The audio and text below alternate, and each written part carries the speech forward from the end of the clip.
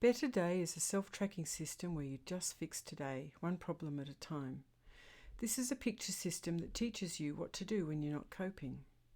Today I'm going to teach you all you need to know about feelings.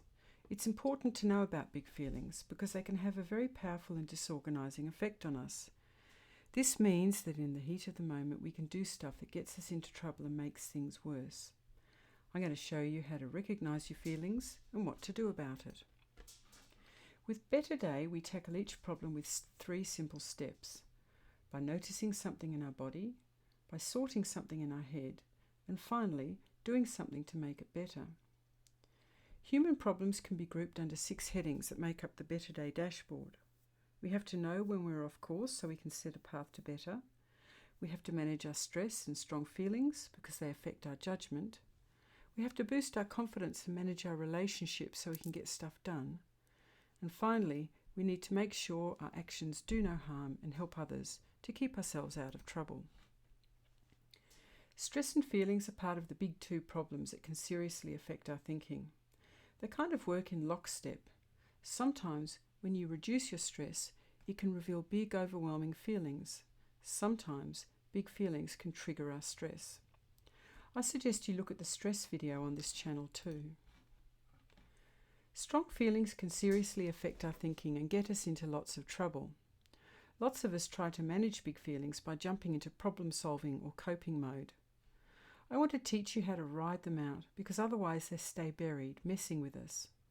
You can do all your problem-solving later. Let's learn to honour our feelings by sitting with them and really understanding them. It's useful to start by understanding how feelings affect us at a body level. Some feelings have an accelerator effect to kind of rev us up. They can be negative or positive feelings: happy, excited, joyful, but also anxious, scared, angry, disgusted.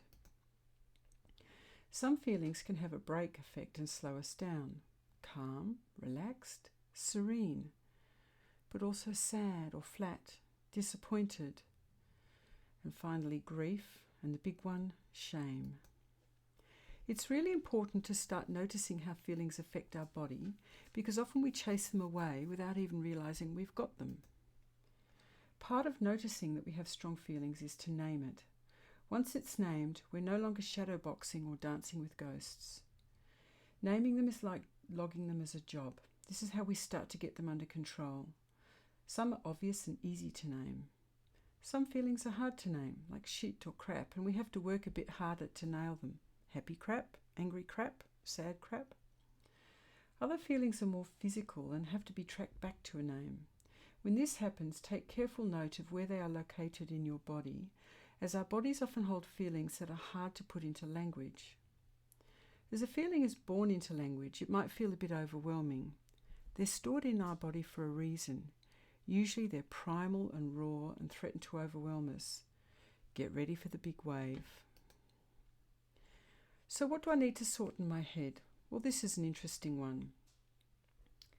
What we need to sort out is there a sneaky feeling too?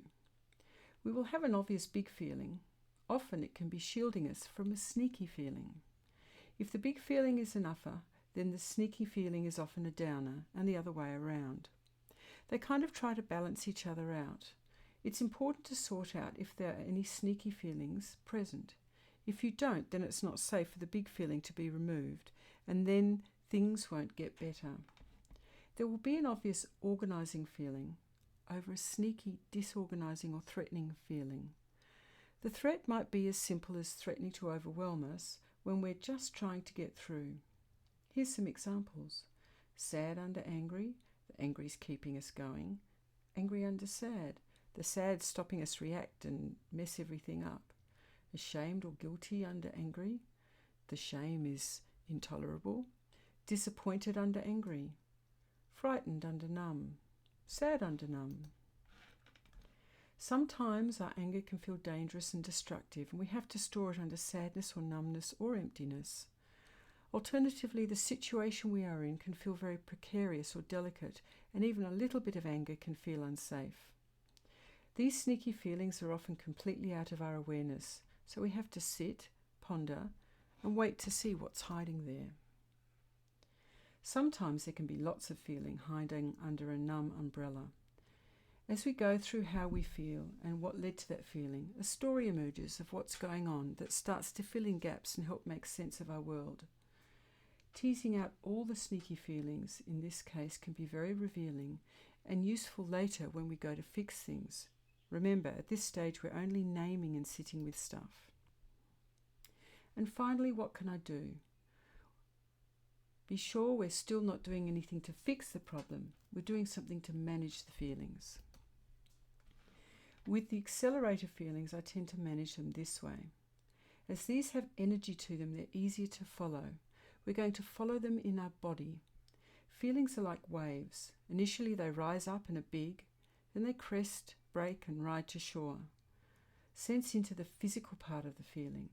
Your head is messed up, so don't get into the feeling-infected thinking, as you're likely to get into trouble. Feel the feeling rise up through your chest and shoulders. Name it and describe its size and dimensions. As it rises up, it might say its name with a sob, growl or sigh. Keep noting the size of it until it has passed and has ridden to shore. Once it has passed, it's safer to think about it and decide what you want to do. The peak of the feeling, where we mess up, can be surprisingly short, maybe as short as 3 minutes, but the damage we can do in that time can be massive. This is where we say stuff or do stuff that hurts others and ourselves and creates a lot of wreckage. So really hold on to those 3 minutes while you're waiting for the peak to pass through. Break feelings are a bit harder to sense into physically and have a more diffuse quality, so we can use a different technique for this. We're going to swing it out. How we do this is we locate the edge of the break feeling in our body. If we go into the centre of it, it might be too much, as this is likely to be overwhelming. Stand next to it, like a faithful companion.